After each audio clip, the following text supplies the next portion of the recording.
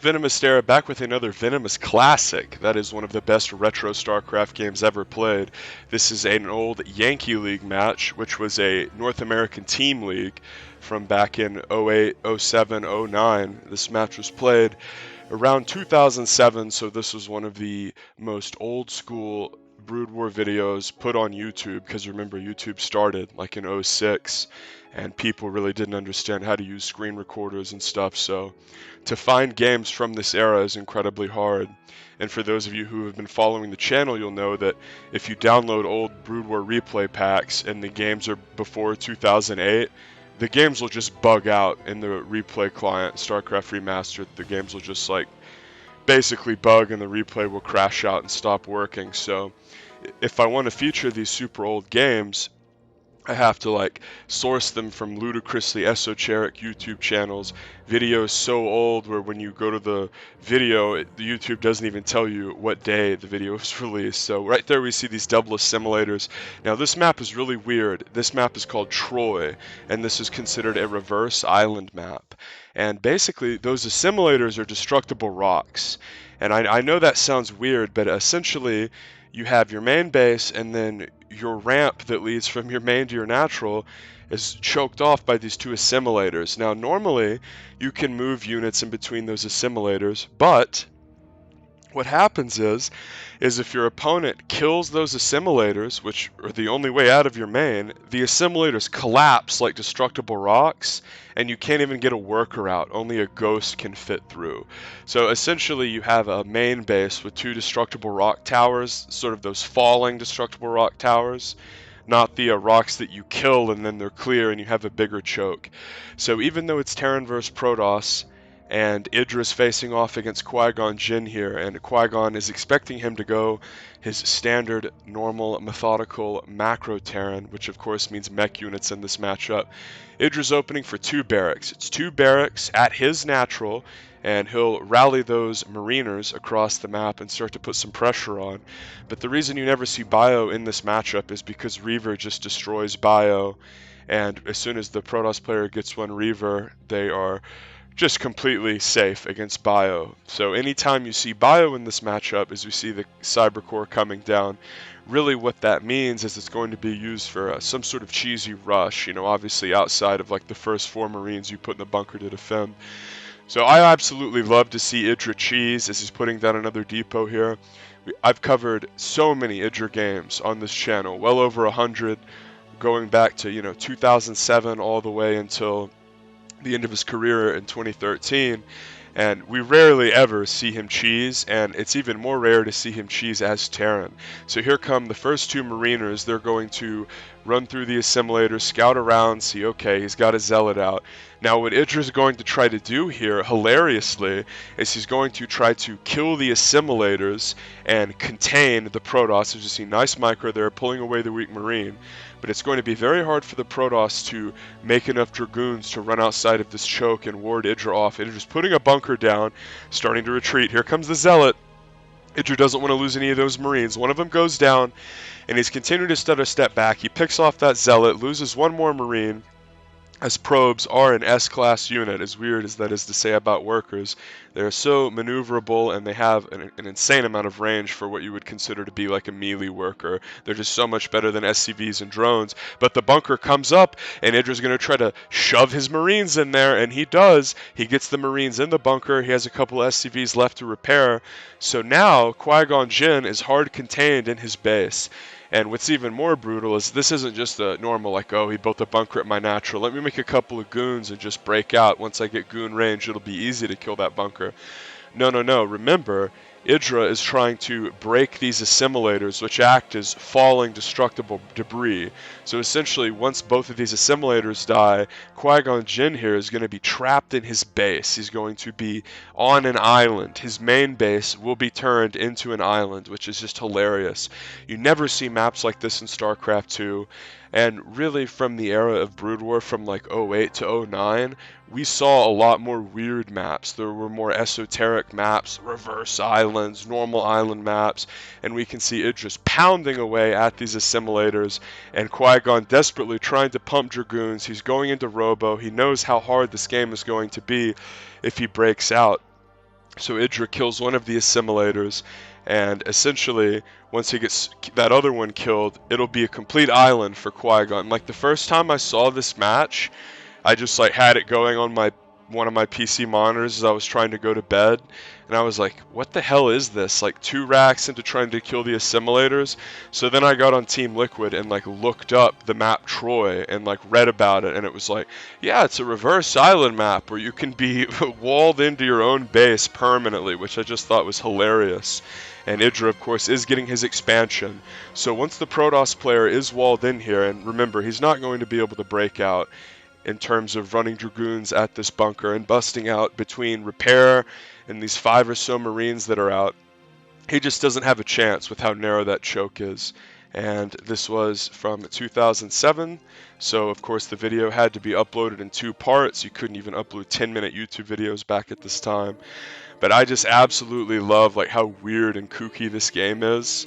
And it's just particularly funny because we get to see IdrA cheesing. IdrA, of course, known as Mr. Macro, the methodical American macro machine who was always going to play straight up. And you can bet Qui-Gon Jinn was trying to go for a greedy 1-gate expo play, and then it was like, oh crap, I'm getting rushed, and now I'm walled in my base. So this is what you had to do if you were on an island map, or you just got walled in on a weird map like this, like Troy. This was a map like Troy was very, very abnormal, where there were like a couple of island maps throughout the history of Brood War. Famously, Tasteless and Noonie played a WCG where the loser picked the map, and Tasteless picked the freaking island map like 4 times in a row. Like he lost game 1, picked an island map and won. Lost game 3, picked an island map and won. And like because Noonie had beaten him earlier in the series, Noonie ended up being like 5-4 against Tasteless that day, but lost the tournament to him because Tasteless beat him on an island map in 4 games, which is just hilarious. The island map in question, I believe, was called Estrella. But that was sort of an interesting thing when you consider that Brood War, there were a lot more creative maps. In StarCraft 2, anytime a map is a little bit different, the pro gamers are going to bitch up a storm about it. And we can see here he's dropped the probe off, and the probe is going to mine the minerals that are in the way and take an expansion.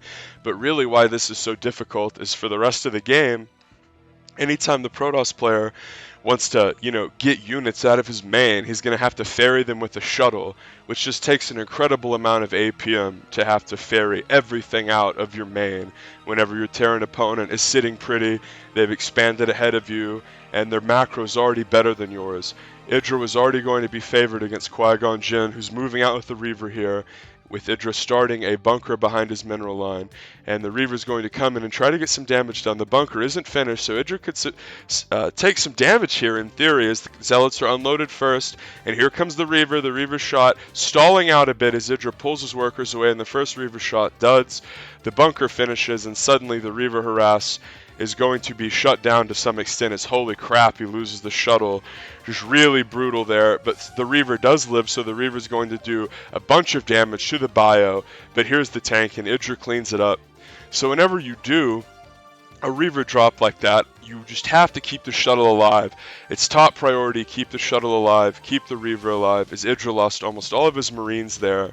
But remember, he pulled all of those natural workers away, so he's still probably at like 35 workers to 25, and it's very brutal for a Protoss player who's going to be severely out macroed to begin with to have to ferry all of his stuff back and forth from his main.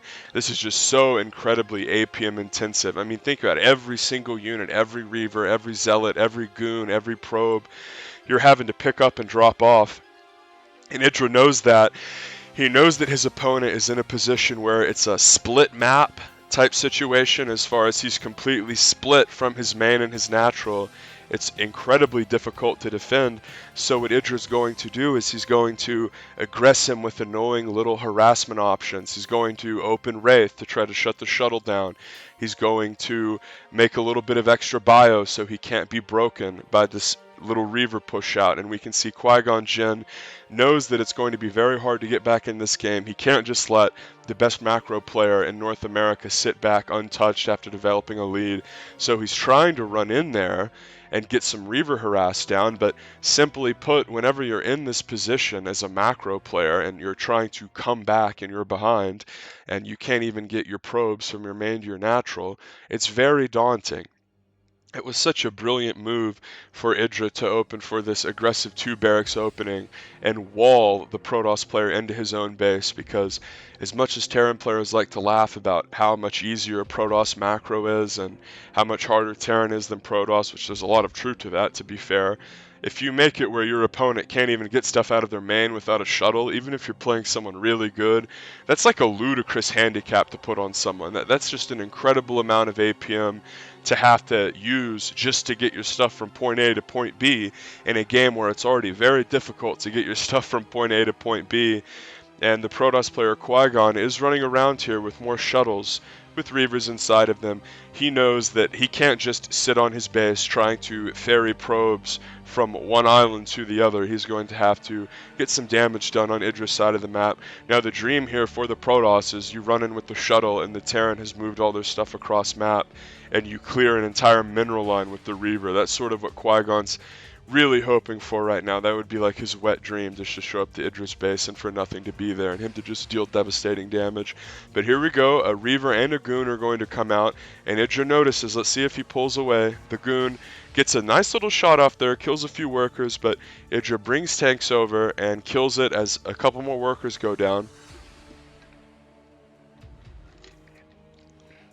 So the Reavers dealing pretty forgettable damage, considering that he loses the shuttle and the Reaver every single time he does the harass.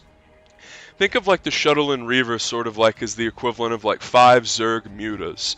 Like if the Zerg rushes out 5 mutas and runs into your natural and kills 4 workers, but then they lose all the mutas, then you know what? It really wasn't worth it. It wasn't that good. The idea of doing a harassment build like this is you retain the units. You retain the shuttle after killing workers, and then you run in at another spot. And then you have another shuttle that you're making at home, and then you sort of snowball your edge on the Terran. Same with Zerg, with mutas, when they want to kill stuff, fly away, keep making mutas, find another spot, and IdrA sieging tanks outside the natural as a Reaver is dropped, gets a nice droopy shot down, and kills those tanks, because having those tanks sieged at your front door is the beginning of the end if you're Qui-Gon Jinn. But the Wraith runs over, picks the shuttle off, and that's devastating, because remember, because of the weird island map nature of Troy, he's going to need multiple shuttles just to try to pretend to defend. And IdrA can do this very intelligent move where he runs down at the lower island with Medic Marine that he's dropped with the dropship, and then keeping those tanks at the front door of the main as sort of a soft contain. And this is one of the only times you'll ever see Bio in this matchup used, is in a weird little aggressive rush like this. And part of why IdrA went for this style of rush is after opening 2 barracks, it allowed him to transition into the mid-game in a more robust way, and Qui-Gon GG's as IdrA moves down to the lower part of the map and puts a thumping on this lower base. So essentially this lower base is sort of like its own little truncated island directly south of the main. So it was just island map hell here for Qui-Gon Jinn. That was like that brutal scene where they're in the stupid submarine and they go meet Jar Jar's people. Or you know what I'm talking about. That movie was a fucking atrocity. But it's great to see IdrA siege these tanks up at the natural, because they allow him to do damage to this lower part as well as do damage to the goons coming out of the main. As we can see right here, the Protoss player can't even really get in range with his goons to attack. So I just think it's brilliant how IdrA opened for 2 racks, walled his opponent in their base, and then went from there to do a nice little macro play. Because people always criticize IdrA for doing the same build orders too often, playing in the same methodical, predictable way. The old joke with IdrA was you knew how he was going to play, you just couldn't beat him, because once it got to 3+ bases, he was just so much better at macroing than everyone else, where he was going to have more workers than you, he was going to have more units than you, he was going to have more unit producing facilities than you, he wasn't going to get supply blocked. And this was a great example of IdrA showing his tactical brilliance and his willingness to play the map and not just do like the, oh, I'm just going to do my standard like one factory expand or racks into bunker on the low ground into CC. Like he knew that, okay, this Protoss player is probably going to want to like fast expand or do fast tech on me. So I'm going to throw a wrench in the works, open for a little bit of 2 racks, a little bit of bunker action. I'm going to hard wall him in. And to me, this is just so fascinating because we never see maps used like this. And even though they put rocks all over StarCraft 2, people would always joke about like that old bald guy that worked for Blizzard, Dustin Browder, like wanting to put rocks everywhere because he was like obsessed with the rocks. And then in HOTS, like the falling rocks happen, but if you killed them and there were units beneath them, the units would just split to either side. They wouldn't be crushed unless you had force fields. So I just think it's interesting that for like 12 years we had rocks in StarCraft and they really never provided us like anything interesting or showed anything interesting within the context of the game or were really used in any significant way. And then in this game we have an identical mechanic like the falling control tower, the assimilators, which like it's one of those things where there were no like rocks in the Brood War map editor, but if you were using the map editor, you could like make assimilators and put eggs to make like certain terrain on the map, and that's what we see is even though they look like assimilators to us, you can just picture them as in your head as like those 2 big falling rock towers. So IdrA went for 2 racks here, had his opponent hard contained on Troy, and then did a beautiful little aggressive follow-up push with Bio Wraith to kill his opponent. So this was Greg of Troy. Hope you enjoyed.